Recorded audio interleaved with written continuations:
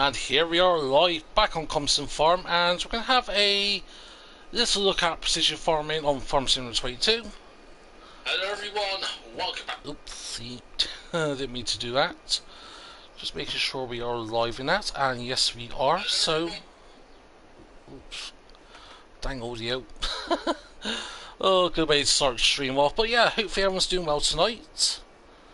And as the usual, I am just going to quickly get the thumbnail up here and all that other good stuff. But yeah, so I hope everyone's doing well tonight. I've already done a couple of videos about precision farming, and how much we're actually going to get done with precision farming here tonight, yeah, I'm not too sure, but anyway, so we're going to have a little look at that, and just quickly updating the stream in that. There we go, and we'll get just the usual bits and bobs sorted. There we go, and get you done. Get the tags over. And there we go, I think.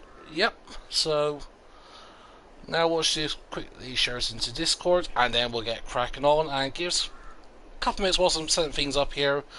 Gives people a chance to hop into chat and that.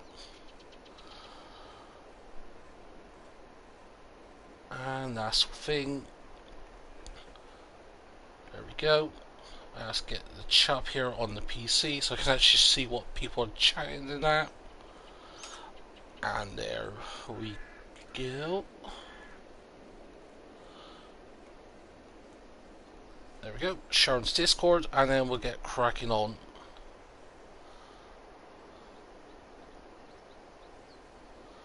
Where are you two? There we go.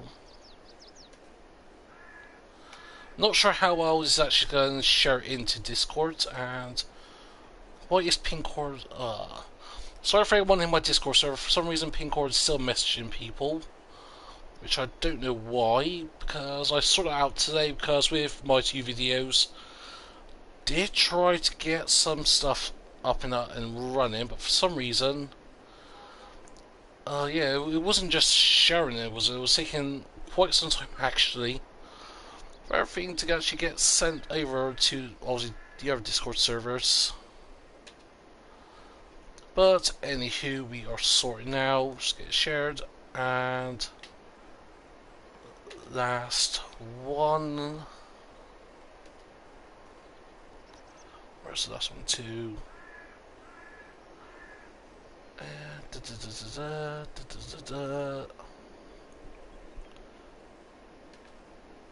And there we go. That's the last one.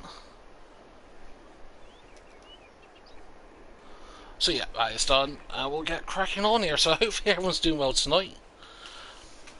So yeah, we got a few things to do, a few things to sort out. And yeah, so we're going to have a little look here. So we've got precision farming enabled. We've already done the soil sampling. I've bought the soil samples. And as we can see, we've got a mixture of everything, mainly silty clay, which I'm not too happy about. That means high rates of seeding. And mainly though, a bit of sandy loam here and there, and a little bits of loamy sand. So actually, where precision farming aside, so yeah, we need to get this field fertilised. I did do a couple of little things. We did spend a lot of money. So of course we got the brand new John Deere liquid fertilizer sprayer, and also I hefted money out for the brand new Kloss Xarian and the brand new slurry tank. So actually, I think we'll use liquid fertilizer. Well, actually, is there a difference in terms of how good it'd be for the environmental score for fertilizing? So nitrogen.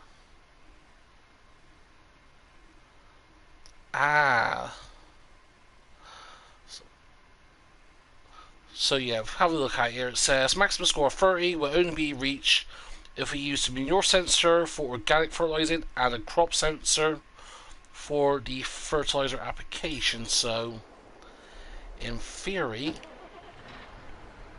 we should be okay. I'm not too sure on that, but we'll go and have a little look at that into more depths.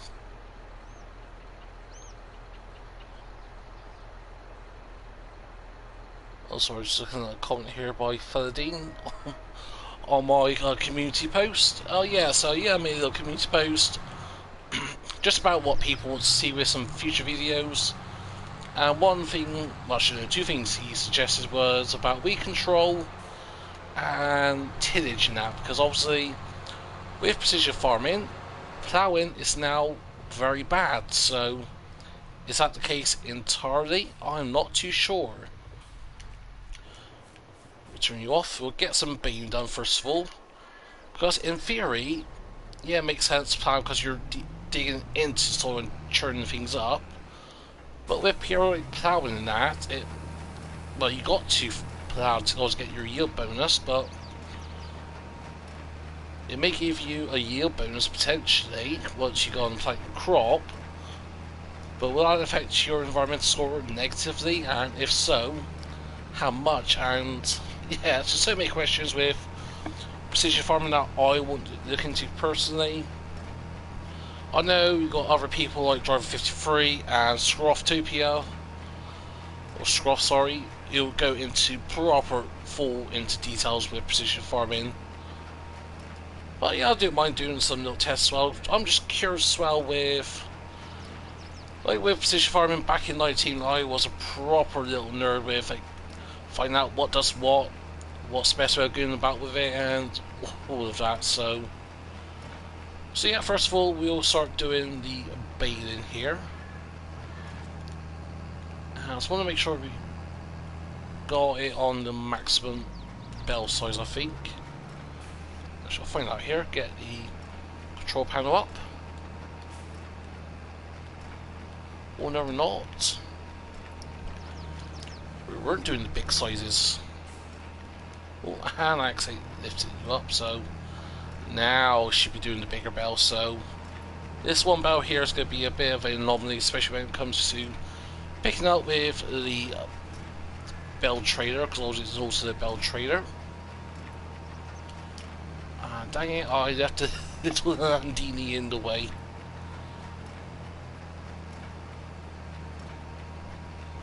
So hopefully should be all good.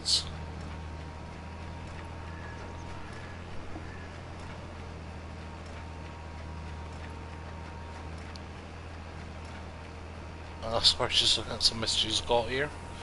But yeah, so we'll go and move the, oh sorry, New Holland, sorry, not the Landini, out of the way. Whoopsie. There we go, turn you off. So now we should be getting the bigger bells. Well, I think we are we? That's 9,000. I shall find out. So if we go and unload these two bells, are they the same size or are they different? 9,000 litres. 9,000 litres, so not sure what's going on there. But anywho, we'll get cracking on here. Of course, I know at the moment with precision farming there is a couple of bugs in that for consoles and as well as PC. There is a hotfix for that, and it has announced the hotfix will be released tomorrow morning, 11 AM. I think it's German time or UK time, so first thing in the morning, more or less for us here in Europe, and definitely in the early hours of the morning for you lot in the States and Canada and that.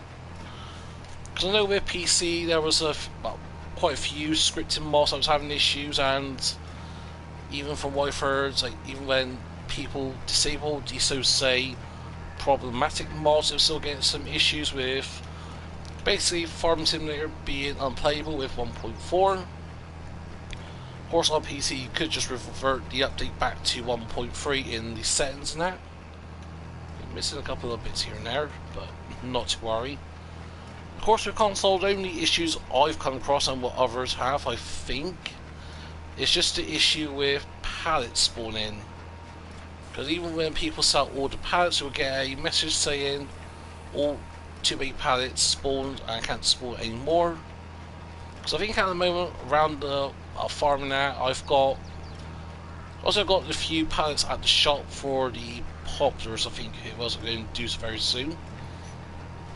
And of course, I've got, I think, about 6 or so lettuce pallets. Got about 8 or 10 egg pallets and about 12 or 20 honey pallets, I think. Hard to recall because obviously I had to disable the listable pallet mod because obviously we had that issue previously. But luckily Joss got that quickly fixed, sent it to Mod Hub, and now that's fixed. And I got an issue with 1.4, basically meaning we can't get any more pallets, which kind of sucks, but it is what it is, and that's why most of my production stuff at the moment is set to either sell or distribution. Actually, speaking of which, we'll turn the time up to ×2 here. Just get cracking on here, get the baiting done. And for this field, I'm not sure what we would do here with this field. Obviously, we got pig food and that underway, I think, with our other fields, so I don't think we're going to need much more than that. Of course, we've got potatoes and that growing, and sunflower with the greenhouse. That's turning out very well at the moment, so should get rid of the help menu there. But yeah, so it'll be interesting what we could do here potentially. Cows at the moment are alright. We could do something like corn and get maize silage in that, perhaps. Could do. Very much could do. Get some silage in. Especially corn silage yields you so much silage in that, and it's going to make money. Of course, predominantly we need silage mainly for the BG and that, because that is just churning that thing through. It's using so much. And actually, how much silage do we have in storage at the moment? I wonder. So we've got our oats in storage, 162,000 litres, like we did last episode. So we've got 250,000 litres of... Oh, missed a bit there. So say 250,000 litres in storage, but I don't think that's correct, because if we look out into our productions, we've got a lot of cereal that we need to sell in. So yeah, we've got 500,000 litres here stored in these silos, so something like, I don't know, actually, that 250,000 litres may actually be with, is it here? No. So actually, I've got no idea. Oh, speaking of which, wish I could set a worker to do the bathing. But what we need to do actually is remove some of that TMR. So go. Nope, not over there. Where are you two? There we go. That's what I want, so we'll go get the TMR. I'll get it into storage. So actually, how much TMR does the cows actually need? So say about 120 or so thousand litres or so. Now that's them a couple of days, so yeah, I think actually, yeah, I got plenty enough in the works, I think. If we have a look at the production chain again, because I forgot what the ratios are. So in theory, with the silage, should get about, actually I have no idea, just looking at the math here, 200,000 litres of straw. Actually, straw we're going to use a lot more, so we need more straw anyway before the hay and silage runs out. But I think we do have quite a bit of straw still in storage, right? Yeah, 668,000 litres, so. Oh great, the man at the farm store bell sell point. What is it that you're wanting? So if we go to prices, what's in high demand? So grass is actually in high demand. Yeah, we can sell some grass if we want to. So usually at the moment it's around 120, 130 per fowl.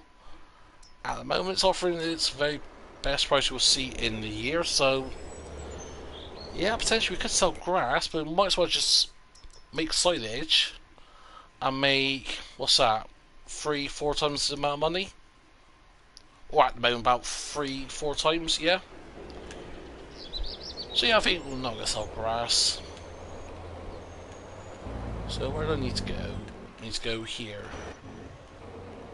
So get rid of the map there. But yeah, so we'll quickly get this TMR moved over. We'll just do one trip for now. It should leave them plenty of time to do some work.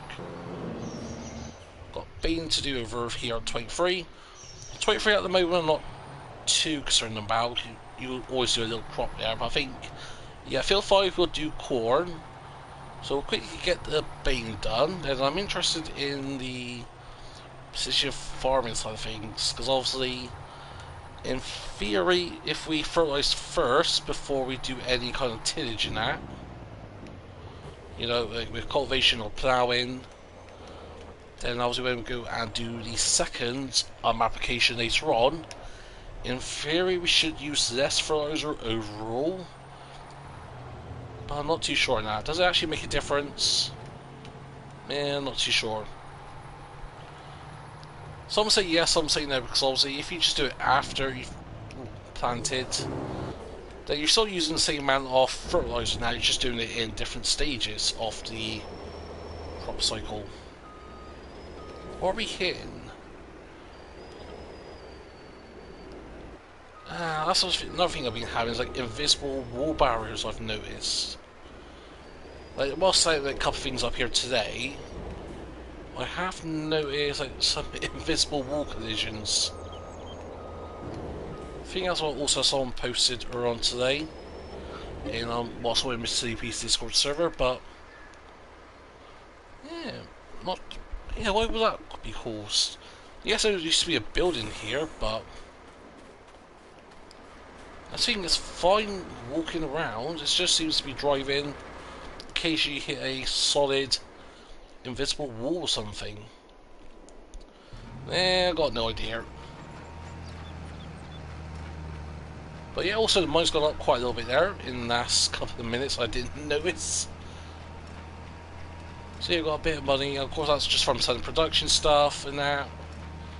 So you're not too worried about that. Still making easy money, and that's the thing with the money now. Perhaps I do want to eventually round off the series, and I think I will round off the series. I don't know. I think when the update comes out for this, because I know OxygenDavid today is announced, well, actually formally announced, he's doing 1.2 is going to be sent off to Giants very soon, if not done already. Obviously, I know he waited for a while. I think he did this, I think something like 4 weeks ago. He had 1.2 initially ready, like with the custom soil maps and that, with the new linseeds and that. But of course, he waited until precision farming came out in case there was any like bugs and that was going to cause conflicts with Calmsden and precision farming. Especially since 1.2 has got, again, required a new game save, and unlike with 1.1, which I haven't updated, but I have done a new game save with the update, you will need a new game save for pretty much all the changes to take effect. Things like removing the trashes as well, I couldn't do that since 1.3 came out. And I know there's a few things with multiplayers and dedicated servers and that as well, but long as it's still reasonably playable, if I update the map for whatever reason and still play on the original 1.0 game save version, that shouldn't impact, of course. Yeah, I would love to see, like, you know, like the constellations. I would love to use the custom soil maps and all that other good stuff, and I do appreciate the work Oxy's done, but yeah, I think I've done like 200 hours on this map, I think. Yeah, 206 hours in counting, so... But to be honest, I may sort of round off the series at some point and go on to something else. I may do a forestry map. Those are plans for future Let's Plays, even though I know at the moment my upload schedule hasn't been the greatest. I do apologise for that. But yeah, sort of thinking doing like whole macro as like a homestead series. You know, started in the wilderness and sort of pretty much like to what I'm doing with No Man's Land with survival roleplay, which will be returning tomorrow. But yeah, survival roleplay that's been on the back burner for some time. Whilst I've just been immersed with Calmsden and last few weeks with real life stuff, with work, with illness, and yeah, all other good stuff in that. But getting back into proper making some videos, got survival roleplay is done and currently rendering at the moment, so it should be ready. Well, it should be ready in the next hour or two, but I'll release it sometime tomorrow morning, around about perhaps dinner time, like 1 PM UK time. That tends to be a good time to upload, around noonish time. And then it's also got two videos coming out tomorrow with precision farming. I'm not going to say what they are specifically. One is something to do with the nitrogen levels, which I will release a preliminary, and because there's some testing I want to do with nitrogen as well. Again, with like fertilizer, with like what's the best fertilizer to use overall? Do you use organic for stage 1 and stage 2? Do you use organic and then mineral feed fertilizer with crop sensor in stage 2? Yeah, there's a few things that I really want to know about. But again, to know this into detail is to actually get testing, because yeah, giants say to do organic for the first stage and then use a crop sensor for mineral feeds. But will you just get away with doing just, you know, soil fertilizer or liquid fertilizer normally without the whole expensive manure system or the sea spray system, whatever it is?